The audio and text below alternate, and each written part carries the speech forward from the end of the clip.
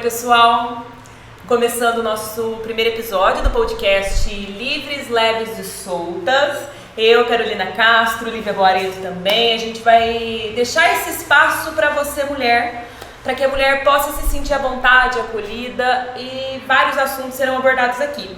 Para esse primeiro episódio, a gente trouxe duas mulheres incríveis, a vereadora, assistente social e doutora Natela Pavão.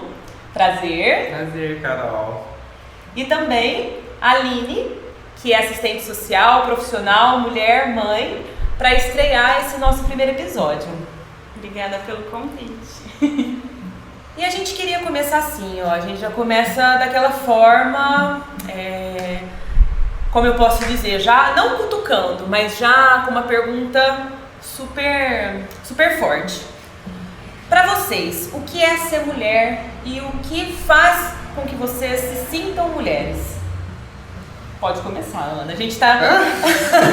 a gente assim, ó, vai falando aleatório por aqui, né? Cada um vai falando um pouco. A gente vai fazer um bate-papo super descontraído, então podem se interromper. Acho que ser mulher é um ato de coragem, em primeiro lugar. Tanto mulher cis e mulher trans, travesti, então nem se fale. Uma sociedade tão patriarcal, machista, né? Tão conservadora como a nossa, sair de um armário e assumir-se mulher, expressar-se mulher não é fácil, porque vocês historicamente já passam por inúmeras questões. Imagine nós também que saímos de um corpo para viver num outro corpo. É um ato de coragem, é um ato de rebeldia, é uma afronta, porque ser mulher ainda parece que é algo ruim na nossa sociedade, infelizmente até hoje. Então eu entendo dessa forma. Eu acho interessante, Ana, até quando você ganhou para vereadora, e eu achei fantástico, pela sua representatividade na Câmara, de ser uma mulher trans numa cidade que a gente sabe que tem alguns preconceitos, né? Embora isso esteja mudando, o que também é ótimo. Quando você ganhou, eu ainda comentei com o Michel, eu falei assim, nossa, a Ana vai ter um grande trabalho pela frente. Eu falo tanto no enfrentamento de preconceitos, como de mudanças, e isso vai favorecer muito nós mulheres, né? Você já está há um ano e 2 meses já. 1 ano e 2 meses, nossa, né? Passou rápido. Passa. E Ana, você como vereadora, né? Porque você tem vários papéis sociais, falando agora. Como vereadora. Quando você se viu nesse cenário, qual foi o seu maior desafio? Eu acho que dar a cara a tapa, ficar mais visada, assim. Mesmo sendo leonino, que tem negócio de leonino gosta de aparecer. Eu sou um pouco reservado com algumas coisas, dependendo da situação. Mas acho que o fato de estar mais exposto, porque todos os vereadores são pessoas que ficam expostos o tempo todo. Sim. Né? Expostos a elogios, ou expostos a ataques, expostos a críticas, expostos a... É uma exposição ali diuturna, né? Se torna uma figura pública, né? Exatamente. Então, acho que é o fato de você estar visada, né? Ainda mais assim, numa sociedade que ainda se agride muito as pessoas trans, batatais, a gente não vê tantas notícias sobre, mas isso não significa que não exista violência aqui também. Então, acho que me veio esse medo, assim, de estar exposta, eu me senti meio que desprotegida, bem fragilizada. Ao mesmo tempo, isso também ajuda a gente a se fortalecer. É contraditório, né? É uma dicotomia. Você se sente fragilizado, ao mesmo tempo você está se fortalecendo, você está ganhando força para poder enfrentar o dia a dia, encarar as críticas, encarar os ataques e também receber bem as manifestações positivas. Mas não é fácil, não. E acaba sendo, eu acho, de toda forma, um escudo para todas as mulheres, né? É uma representatividade muito forte para as demais mulheres. E é o que você falou, acaba dando a cara a tapa. E isso é complicado, porque assim, a gente sabe que existem ataques cibernéticos, que eu acho que eu já ia usar termo que não posso, né? Passei por isso recentemente. E é muito ruim, sabe? Porque a gente se sente fragilizado nesse ponto, e eu imagino você tendo que ser um escudo, se sente fragilizado, porque é humano, né? Não tem como.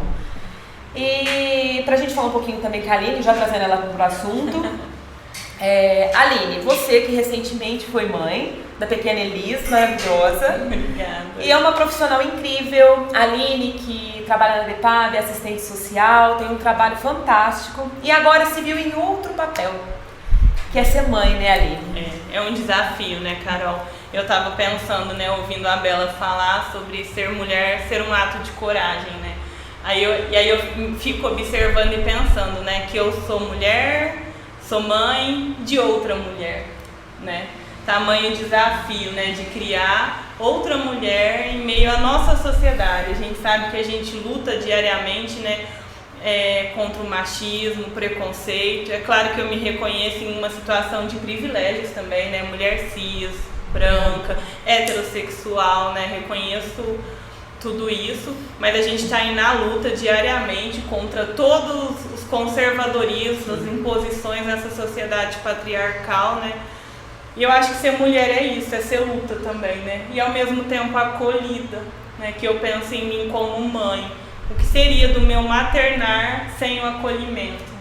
E isso, a Lívia, né, Lívia? Eu queria que ela falasse um pouquinho. Ela tem um trabalho muito bacana em relação a isso, sobre esse acolhimento de mães, de mulheres. A Lívia que trabalha com isso, entre outras coisas também, né? Vários papéis sociais que ela também. Aqui a gente é tipo assim, cada uma faz 1000 coisas. É polivalência. É polivalência, é tipo de mulher, né? Então não tem jeito. Cada uma tem 1000 papéis sociais, a gente vai tentar falar um pouquinho deles e agora é a vez da Lívia, passando a bola. Eu sou psicóloga, dentro da psicologia já tive esse olhar com alguns estágios que eu fiz na psicologia da gravidez, e aí foi despertando. E aí apareceu a questão da doula na minha vida, e aí eu acho que hoje eu consigo ter esse olhar que a doula, é claro que é específica, né, com relação ao parto, mas na nossa vida, principalmente a mulher, eu acho que a gente passa a doular várias coisas, a gente não faz a doulagem, né, que é o acolhimento, que é estar presente, é estar disponível. Então eu falo que a doula, a gente faz essa doulagem de um amigo, né, no trabalho, na família, né, o quanto a gente acolhe, o quanto a gente oferece presença, o quanto a gente tá oferecendo colo para alguém o tempo todo, né? Eu acho que isso também traz muito esse papel da mulher, né? Sim. E eu acho que é o que a mulher precisa, né? Principalmente a doulagem que a Lívia falou, né? Sim. E dentro disso surgiu o Materna Mulher, né? E que antes da pandemia, bem no começo, começamos em 2016, era presencial, né? Acho que você não pegou, não né? Peguei. A gente tinha encontros de preparação para o parto, a gente tinha encontros de mães, então assim, era uma roda de conversa muito bacana. E com o tempo, ainda mais com a pandemia, ele foi para modalidade só virtual e hoje só no WhatsApp, né? E isso que a gente tenta buscar, tentar trazer esse grupo, essa rede de apoio e tentar trazer o acolhimento, o acalento, o afeto. E também compartilhar, que é o que a Aline fala, eu acho que é uma coisa que me representa muito, é a luta, né? Eu acho que, pra mim, ainda mulher e mãe ainda anda muito junto, eu não consigo ainda trazer essa separação, né? Até quando fui pensar, né, na questão mulher, eu falei, cara, eu ainda não consigo, né? Cadê a mulher? Ainda tá, a mãe é a base, né? Então, e essa luta que a gente estava conversando, a gente tem que lutar para trabalhar.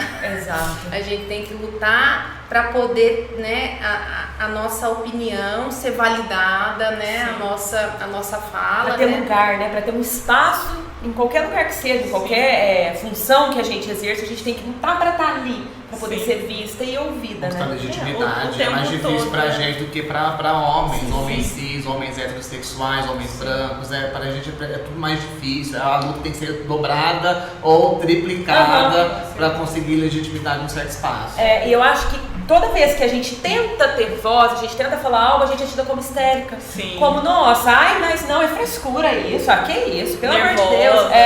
É nervosa. Eu vejo que mulher, né, a gente já tem aquele estigma todo em cima. Tanto que a Ana falou uma coisa no começo do nosso bate-papo, e parece que ser mulher é algo ruim.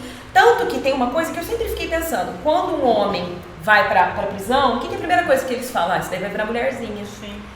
E é uma coisa complicada. Por que vai virar mulherzinha? Porque coloca nessa frase, tem toda uma carga semântica de que aquilo é ruim. Sim. Né? Ser mulherzinha é ruim. Tanto que muito se falavam sobre o gay, quando antigamente, né? Ainda bem que isso tem mudado, quando falava assim, fulano é gay, era como se aquilo fosse ruim, porque estigmatizava-se que aquilo era mulher. O gay afeminado, então, nem se fala, que é a Exato. pintosa, né? Que é a Sim. pessoa que tem uma expressão mais feminina, mesmo no corpo masculino, com identidade masculina, também é taxado como algo negativo. né? A gente, quando ainda eu estava uma outra identidade, eu via muito isso assim em aplicativo de relacionamento, em conversa, sabe, com possíveis contatos. Ah, não curto afeminados, não curto. É como a necessidade de impor uma masculinidade para conseguir tá bem. Como se o feminino fosse algo negativo. Né? Isso vai enfraquecendo, né? Acho que isso também, nisso está a nossa luta. De mostrar a grandeza e a beleza, a força do feminino. Exatamente. Né? Porque assim, há séculos atrás falava-se do sexo frágil, mas frágil em quê? Frágil em quê? Olha o tamanho da nossa força, a potência. Exatamente. E assim, acho que a gente vive em um momento em que se resgata isso, em que as mulheres estão olhando para isso, fortalecendo umas às outras, né? Ocupando espaços que antes nós não ocupávamos.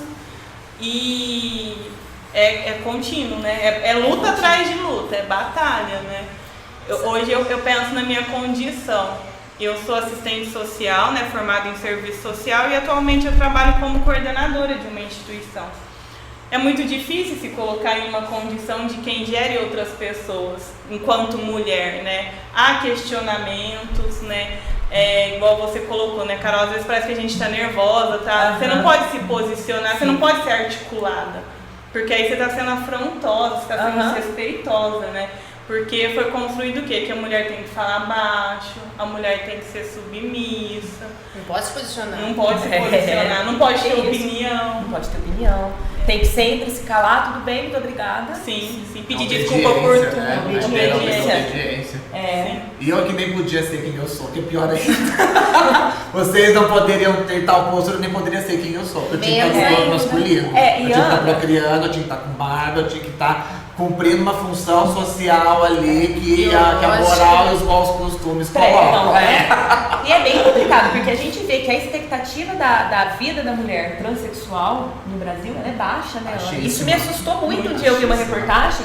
Eu falei assim, uma violência gratuita em cima das mulheres transexuais, dos homens transexuais também, mas assim, extrema, é uma violência muito complicada em relação a isso. Se a gente for olhar para esses dados também em questão de trabalho, em questão de escolaridade, é dado muito pouco espaço. Muito pouco espaço. Os índices de desemprego são elevadíssimos. Por isso que a gente gosta muito de explorar a Ana, porque a Ana é explorada. Ela é maravilhosa. Além dela ser maravilhosa, é verdade. Ela, assim, ela é doutora, assistente social, ela é vereadora, numa cidade ainda de porte pequeno, em que há mais preconceitos. E por isso que é muito bom dar voz para você, para que você represente outras mulheres, sabe? Consiga dar encorajamento.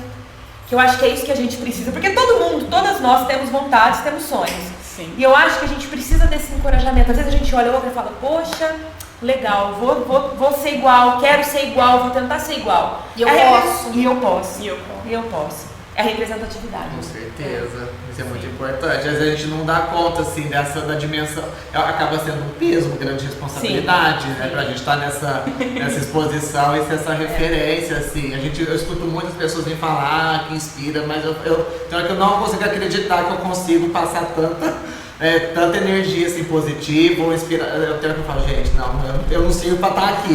A gente sempre se questiona, a gente sempre se podre, né? Que você me deu uma travesseirada antes de começar o programa.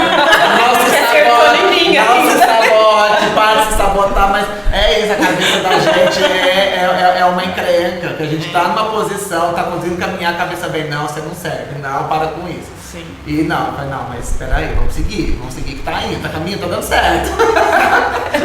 Sabe que eu tava pensando, quando a gente teve a ideia desse tema, né? O que te faz mulher, o que é ser mulher.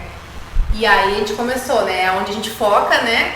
O pensamento e vai refletir. Até a Aline falou, nem sei mais se eu sou mulher. Porque assim, é um negócio muito doido, porque você começa a falar, cara, o que realmente me faz, né, ser mulher? E aí tem vários aspectos, né? É a questão biológica. Não, né? Tá lá na certidão de nascimento, mas é isso. Não, é a essência, é a posição política. E aí eu fui pensando assim, em que momento da minha vida que eu consegui, né, entender e visualizar. Então eu comecei a fazer uma trajetória assim, da minha adolescência, e a gente começa a observar. Quando eu comecei a observar as relações familiares, a questão do machismo na rotina diária, por exemplo, da casa, né? via lá a família, as mulheres na cozinha, né? Os homens sentados esperando ser servido, né? A mulher com o serviço doméstico, a mulher com os filhos. E aí, assim, essa reflexão, ela demorou para acontecer para mim, não sei para vocês, né? Mas esse olhar, assim, para mim... É um processo, né? Veio escancarado depois que eu parei. Mas, assim, antes eu tinha alguns processos reflexivos com relação a isso, mas não era tão, assim, igual depois que eu fui mãe. Eu desde criança, eu me sentia muito incomodada com essa questão que vocês colocaram, né? Das mulheres estarem fazendo a comida, arrumando a casa, e os homens sentados, batendo papo, tomando cerveja. Eu era uma criança que eu falava que eu queria ter nascido menino. Por quê? Porque eu queria ter os privilégios que os homens tinham. Eu não queria ser serviçal, eu não queria ficar lá sentada. Exato, deixa eu aqui sentada, alguém me sirva, por favor. Eu odiava, me dava boneca, eu arrancava o cabelo, eu rabiscava as bonecas, porque eu falava assim, eu não quero, porque assim, eu não tinha essa consciência, né? Mas pensava, gente, muito pesado ser mulher, meu Deus. Já não quero. Já não quero. Mas você vê pelos próprios brinquedos. Sim, O menino, gente. ele pode ser um herói, um bombeiro. A menina era dona de casa, Cozinha, é mãe, cozinha de chá. É uma chatice esse Sabe? brinquedo. É muito complicado. Eu comecei a me dar conta disso quando eu pensei, falei assim, mas peraí, por que a mulher tem que carregar o sobrenome do homem e o homem não tem da mulher?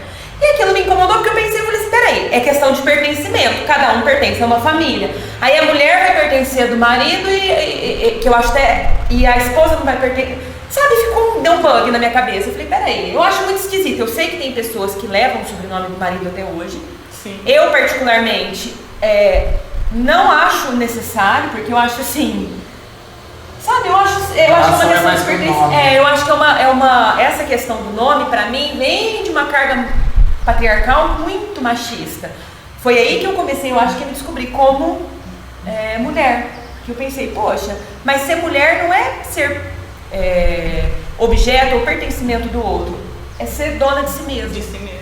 E eu acho que a maternidade, até a Aline no nosso bate-papo estava falando, quando ela se tornou mãe, a gente acaba se perguntando, mas peraí, cadê eu, mulher? Eu acho que é por conta dessa questão de pertencimento, porque a gente não é mais pertencente a nós, né? A gente passa a ser dos nossos filhos. E isso causa um sofrimento muito grande, né? Porque diante de tudo que a gente vive, a gente luta muito para se estabelecer enquanto mulher, enquanto força. Uhum. Então, você luta para ser não autossuficiente, que a gente sabe que vive uma sociedade coletiva, né? Mas independente, uma pessoa que se posiciona. Aí você vira mãe. Aí você tem uma vida que depende totalmente de você. Não dá pra você ser o centro e você pensar só em você enquanto indivíduo. Aí a crise vem. Uhum. Aí pesa, porque você fala assim, meu Deus, eu lutei tanto pra ser a mulher que eu era e agora eu tenho que deixar ela guardada pra me cuidar de outra. A gente perde um pouco a autonomia. Perde muito. E a identidade fica. Eu ainda tô assim, a minha filha vai fazer 4 meses. Eu tô perdidona ainda. Sabe? Às vezes eu olho pra mim, até em questão de me identificar enquanto imagem. Eu olho e falo, poxa vida, mas essa não é a Aline. Aí eu falo, é a Aline, é uma nova Aline. Mas eu tô descobrindo essa Aline. E essa descoberta às vezes pode ser dolorosa, né? Sim, sempre. É isso que eu ia falar. A Lívia lida com muitas mulheres em relação a isso. E eu acho que você tem uma percepção bem ampla, né? Eu costumo falar que assim, quando a gente nasce mãe, porque assim, um dia você é gestante, mas não é algo muito concreto. É diferente, né? E de repente você aparece com o bebê lá e aí, né? Você não sabe quem você é e você não sabe em quem você vai se tornar também, né? Eu falo que assim, é um jarro de barro que quebrou e aí você tem que ir pegando os cacos e colando de novo e ver o que vai se transformar. Às vezes pode transformar um jarro parecido que era, pode. Às vezes você pode montar ali outra coisa também, se transformar em outra coisa. Mas esse movimento de você recolher os cacos e colar é muito doído. É muito doído. É muito doído. Porque eu falo que você fica num momento assim, submerso, que você... Parece que você não é ninguém, porque você não é aquela que você era. Sim. Só que ainda você também não sabe quem é você naquele momento. Sim. E aí é um desespero. Muito. De você querer entender, querer ver o que você se identifica, se relaciona. E não tem ainda. Então, é um mergulho muito profundo que eu falo que você tem que ter coragem pra se jogar. Exatamente. E assim, além de tudo isso, a gente ainda tem que dispor do nosso corpo, né? O nosso corpo passa a não ser mais nosso. Eu falo, porque a gente tem a questão da amamentação. Então o corpo não é mais nosso, ele é de outro ser, né? Tem as mulheres que não conseguem, por N motivos, amamentar, mas elas também dispõem do corpo, né? Não tem como, o corpo não é mais nosso. E tem a questão estética. E tem a questão estética que é muito cobrada das mulheres. A gente acaba de parir, nossa, mas eu já tinha até emagrecido, nossa, mas você não voltou com o corpo ainda? Gente, é um processo, são 1000 coisas que acontecem. E todas as mulheres vão entender, eu acho, né? Ou então porque é muito magra, Ou porque então já porque é atendi muito vários casos, assim. Isso começa desde a gestação, né? Se a mulher engorda muito, nossa, mas você não tá com algum problema? Se a barriga não cresce, nossa, mas tá tudo certo com a E criança? se é muito grande, nossa, mas é muito grande. Muito grande, exatamente. É uma coisa assim, eu acho que... Aí depois assim, fez cesárea. Nossa, fez Fez cesárea. cesárea? Ah, parte normal. Nossa, Mas você fez é parte- louca. Então assim, amamentou. Ai, não amamentou. Deu mamada. Nossa, mas tá mamando até essa idade. Ah, fez teu peito de chupeta. Gente, eu acho que... Nada tá bom. Nada tá bom. A mulher sempre tem o corpo dela sendo questionado e atribuído ao outro, né? As pessoas sempre ficam falando do dela, como se ela Mas não o fosse corpo parece que dela. não é nosso, Exato. é de autoridade Exato, alheia. sim, Acho que o exato. fato da mulher ter que ter autorização do marido até hoje pra poder fazer a laqueadura. a laqueadura Isso é um é um absurdo. Não, assim, eu nem sei o que comentar, porque é tão complicado que... Isso sem falar de outros assuntos mais espinhosos, como o aborto. Que a gente sabe que ainda também é um assunto que é de autoridade dos outros e não da pessoa não da ali pessoa. que está passando por aquela situação. E não da pessoa. A da laqueadura é um exemplo ali que e ainda é uma questão legal. Tem mulher que tem que entrar na justiça. A justiça a gente sabe que ela é branca, ela é masculina, ela é velha, né? Amorosa. Retrógrada. Nossa, e tem isso também, Ana, porque pra fazer laqueadura você tem que ter vários quesitos. Sim. Além da assinatura, você tem que ter tantos filhos, tem que fazer... Poxa, gente, peraí. Não basta a decisão. Não basta a decisão. Tem muitas mulheres que não querem ser mãe. Sim. E tá Mas a gente certo, pensa, e tá né? tudo bem, tá tudo bem. Tá tudo bem. Mas a gente pensa, né? Desde pequeno, o nosso corpo é pensado, construído socialmente para satisfazer as necessidades e os estereótipos para quem? Pro homem. Pro homem, né? O quanto que as mulheres sofrem, porque a gente vive uma sociedade repleta de padrões. Tem padrão para cabelo, para cor de pele, para constituição corporal e o quanto as mulheres sofrem. Pra com relacionamento. isso. Pra relacionamento. E a gente fica tentando se fazer caber e sofre. Isso começa ainda criança. Se a gente vê uma criança que às vezes é mais crescidinha, nossa, mas já tá com corpo de mocinha. Nossa. Meu, o que é corpo de mocinha? O que é corpo de mocinha? É verdade. Isso, nossa. Isso é sexualização. É sexualização, que existe muito na mulher, né? Na menina, na criança, é o que ela vai falar, sexualização. Olha, fala, nossa, tem corpo de mulher. Gente, uma criança de 10, fala até 17 anos, porque é menina. Não, e hoje em dia até eu falo assim, né? Minha filha vai fazer 3 anos agora, e convivo com muitas mães também. O que a gente mais escuta? Ai, como chama seu namoradinho? Já tem namoradinho? Ah, pelo amor de Deus. Isso é sexualização. É sexualização. Tá, não é o momento. Quando a gente fala, vocês assim, estavam falando sobre a questão do que é ser mulher, está muito relacionado aos nossos corpos mesmo. Sim. Tá atrelado ali, não tem como separar. A gente fala em ser mulher, em feminilidade, a gente está falando em corpos. Corpos que fogem dos padrões, que tentam atender padrões, que é mais, a gente está falando de relacionamentos, que é mais machista, que é algo histórico, que tem esse papo de alguns homens da mulher que é pra casar e a mulher que é pra se divertir. Isso é muito... Sabe, a gente levar isso pro lado masculino, então nenhum vai servir pra nada. A maioria, sabe? Aí pior então a questão da mulher trans, que ainda nós somos vistos somente como objeto de curiosidade ou como caixa eletrônico. Eu participo de alguns grupos de pessoas trans no Facebook e a gente vê muito desses relatos. A mulher trans quer tem uma vida financeira mais estável, muitos caras só querem se aproveitar disso, ou o que mais aparece atrás da gente é homem casado, querendo viver uma curiosidade, porque não tem coragem de assumir que gosta, sabe? Não tem essa responsabilidade afetiva, acho que a gente é um brinquedo. É um brinquedo descartável. Então, assim, parece que a gente também tem sempre, a gente também tem vontade. Por isso que a gente se sabota quando conhece alguém que fale alguma coisa diferente que eu tô acostumada a ouvir. Ainda mais agora vivendo a Anabela, sendo a Anabela, estando num corpo feminino, são outras experiências de vida que eu não tive quando eu ainda era o Thiago, por exemplo. né? Que é uma pessoa que ficou lá atrás, mas graças a ele hoje eu posso ser quem eu sou, né? Então, assim, é diferente. Você começa a se assumir essa posição de mulher, esse corpo feminino, você começa a vivenciar expressões que quando eu era o Thiago eu não vivia. Porque Né? É assustador e como as pessoas releem você e passam a te tratar de uma forma, alguns de forma bacana, respeitosa, acolhedora, e outros dessa forma reificadora, como objeto, como algo a ser explorado sexual, financeiramente, ou dentre outras formas de expressões de curiosidade. Eu não sou um objeto curioso, não sou Sim. sabe? Mas ainda para algumas pessoas é isso, sabe? Que é assim que funciona. É como se você tivesse esse papel na sociedade, não é bem por aí, não é esse nosso papel. Não. E a mulher de todas as formas, a mulher trans, a mulher cis, a gente sempre é aquela coisa assim, como um objeto, ou sexual, ou pra parir, ou pra poder Lavar, passar e cozinhar. Mulher negra, mulher branca, né? O que as mulheres negras sofreram, né? Por essa escravidão, por exemplo, né? Acho que é um papo bacana também, pra trazer mulheres negras eu pra falarem acho, sobre porque elas isso. têm outro tipo de feminismo, né? Elas têm outro tipo de lugar de fala, porque não há como negar que o sofrimento delas em relação à sociedade patriarcal é maior, né? Você tem um texto da Djamila Ribeiro que pese as críticas que o pessoal tem sobre ela, mas ela fala muito sobre isso. Enquanto a mulher branca, tá, porque o feminismo ele tem, em tese, ele nasce do feminismo burguês lutando pelo emprego. As mulheres já trabalhavam muito tempo. trabalhavam muito tempo. Né? A dona de casa rica queria sair pra trabalhar ou sair pra votar. A mulher negra já trabalhava, já era estuprada há muito tempo, já sabe? Então, assim, a própria história da miscigenação brasileira é fruto de estupro, de violência, Exatamente. não é algo bonito. Não é algo bonito. Sabe? É o peso que a mulher vem sofrendo no Brasil desde a colonização, por exemplo, até hoje.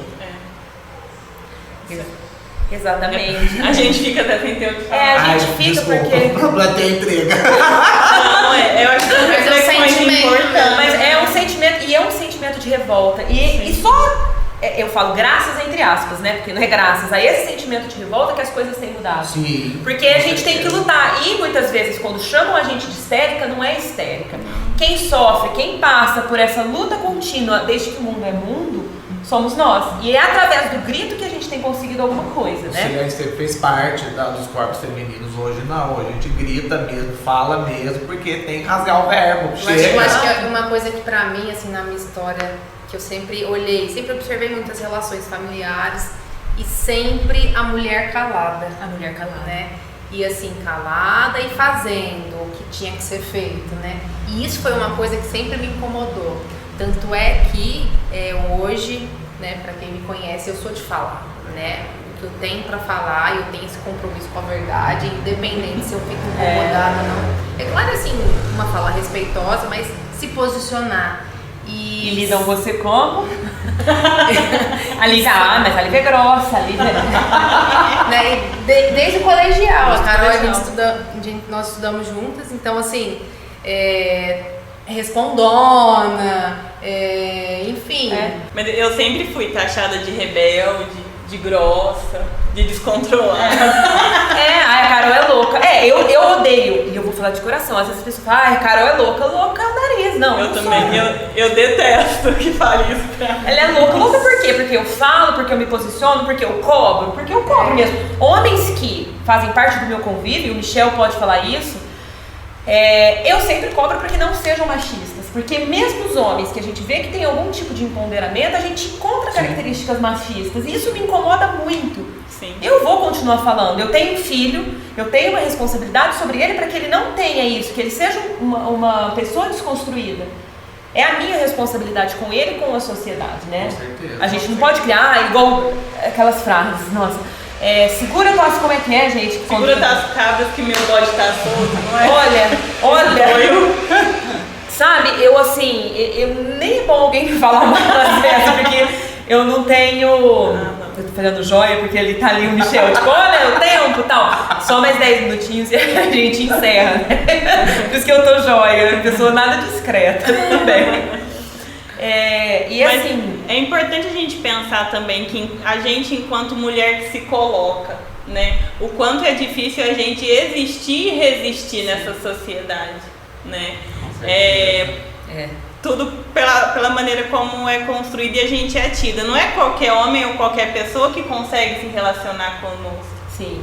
Porque a gente está sempre pontuando, sempre questionando. Companheiros, Sim. que nos digam. E quanto mais vai avançando o tempo, que a gente assim, vai ganhando certa idade, ou vai descobrindo novas informações, sim. e vai desenvolvendo nosso pensamento, vai ficando cada vez mais difícil. Vai ficando cada vez mais difícil. E eu acho assim, até a roda social Muda. Sim, muda, porque muda assim, muito.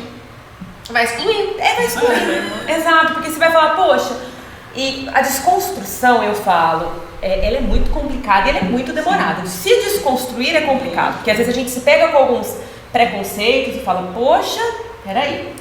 É contínuo. É contínuo. E é incrível que as rupturas, elas não são assim, às vezes, de pensar, não, vou romper com essa pessoa, às vezes até acontece, mas às vezes tá de forma natural, você nem percebe. Quando vê, você já tá distante de certas pessoas, porque não dá mais pra ter convivência, por pensar muito diferente, ou porque aquela pessoa tem uma postura que te ofende, que te agride. Exatamente. E até o distanciamento acaba sendo natural. É incrível, e isso faz parte do nosso dia a dia, assim, constantemente. E eu falo tanto de homens quanto de mulheres. Sim. Com certeza. Né? Porque a gente tem a questão do machismo também. Às vezes a gente olha alguns aspectos para nós, eu acho que a gente está conversando isso, né? Tem muito, e a gente percebe que as mulheres também trazem isso, e às vezes de forma inconsciente. Sim, e é muito, eu vejo assim, o machismo ele está muito, infelizmente, ainda impregnado nas mulheres, né? Às vezes a gente escuta comentários de outras mulheres, mães, nossa, mas teu marido faz isso, nossa, mas ele te ajuda muito, peraí, ele não me ajuda, ele está fazendo o mínimo da obrigação dele, como eu faço a minha. Mas isso existe muito das próprias mulheres. Mas isso, né? vem do inconsciente Vem do coletivo, né? Exatamente. Então é grande. E também tá aí no nosso, que cabe a nós, né? Eu sempre me coloco nesse lugar, enquanto uma pessoa que vai acolher essas pessoas que ainda estão num processo de tomada de consciência, né? Conversar e dialogar. Porque se a gente também sair explodindo, porque é igual a gente estava falando, é um inconsciente coletivo. Nós fomos criados nessa sociedade, né? Então tem um ranço de um monte de coisa. Então acho que a gente, enquanto mulher, que faz essas discussões, que pensa, não faria sentido se a gente não fizesse isso por todas, né? Não só por quem pensa como a gente. Né? Exatamente. E aí que está uma das grandes dificuldades também. Porque você dialogar com semelhantes é muito fácil. Igual a gente tem posicionamentos políticos alinhados, o jeito que quer criar os filhos, né? Mas e quem pensa diferente? E quem leva a vida de uma forma diferente? Reproduz preconceitos? Como que eu vou dialogar? Como que eu vou acolher? Como que eu vou acolher? Como que eu vou participar desse processo de desconstrução sem ferir? É um desafio, eu confesso que eu tô aprendendo.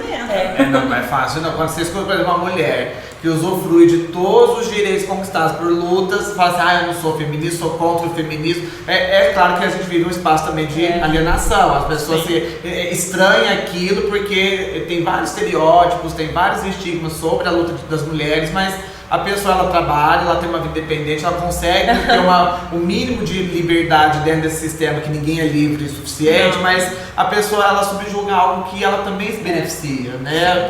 Por essa ausência de consciência, até mesmo crítica sobre até mesmo quem ela é, o que ela faz e o porquê que ela conseguiu chegar até ali. Né? Então, assim, e tem infelizmente gente que tenta prestar um serviço constantemente. Quanto mais nossas lutas avançam, mais avançam também pessoas que tentam prestar um serviço para deslegitimar, desmobilizar aquilo que a gente faz, defende, luta para fazer, para conquistar, para ser, sabe? É um conflito, uma correlação de forças, mas que a gente está conseguindo mesmo assim caminhar, romper correntes, amarras e estamos caminhando. E seguindo, né? Nós estamos seguindo em frente. E é como você falou, a gente tem que conversar com essas mulheres que ainda acham que o feminismo é desnecessário, ou que o feminismo é o contrário do machismo. Não. Nossa. E ainda assim, eu acho que porque não é abrir pro diálogo para tentar convencer, né? É abrir pro diálogo para tentar acolher, para oferecer ali a oportunidade para compreender, né, o que levou. Eu acho que é esse tipo de postura. E aí, assim, plantar sementes, e aí ter trocas. Eu acho que esse é um grande avanço, seria um grande avanço, mas eu acho que é a grande dificuldade. Exatamente. Eu tive uma professora na graduação, a professora Elizabeth Barbosa, ela falava sempre falava em sala de aula, a famosa Beth. né, Dona Eva? Ninguém conscientiza ninguém a nada. Vocês não vão conscientizar ninguém com as redes sociais. Ou mesmo enquanto mulheres, enquanto pessoas que militam em certas causas, a gente não vai conscientizar ninguém a nada. A gente vai trazer informação, vai provocar, vai dialogar. Sim. Cada um vai construir o seu pensamento. É isso mesmo, é provocação. Porque eu falo sempre assim, você oferece condições para a pessoa passar a refletir sobre. A Beth sempre foi muito feliz nessa fala dela, a gente não conscientiza ninguém a nada. E tem até, essa questão de trazer a provocação, tem até uma outra questão que seria: a gente só provoca quem está em condições de refletir, porque tem pessoas que têm tantas outras coisas para fazer, para pensar, que ela não vai ter tempo para parar e pensar. E se a pessoa estiver atribulada ou estiver afundada em outros problemas, ela não vai conseguir, porque ela tem outras coisas primordiais para resolver. Meninas, pra gente poder encerrar, eu vou terminar com uma colocação da Simone de Beauvoir para vocês comentarem sobre, acho que é a frase célebre dela, né? Não nasce mulher, torna-se mulher. E eu queria que vocês falassem sobre isso, vocês concordam? Como vocês fazem reflexões acerca dessa frase tão célebre dela? Eu gosto dessa frase, até falo que a Simone de Beauvoir ela não discutiu a questão da transexualidade lá em 49, quando ela lançou o livro.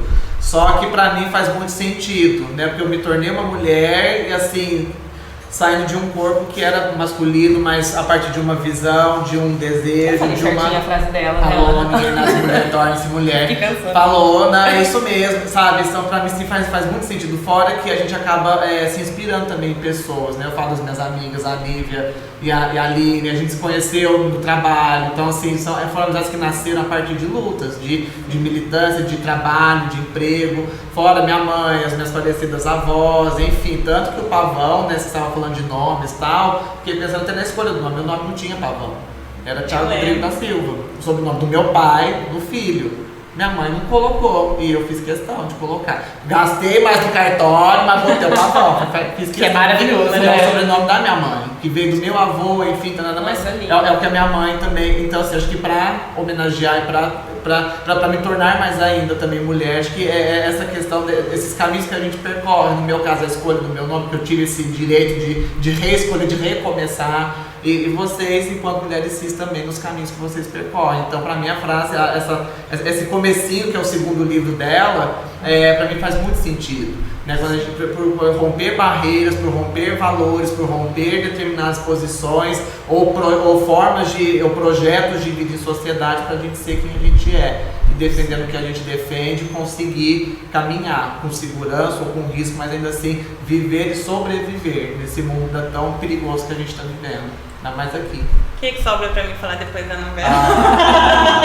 Vamos encerrar. Muito obrigada. Fazer um coração.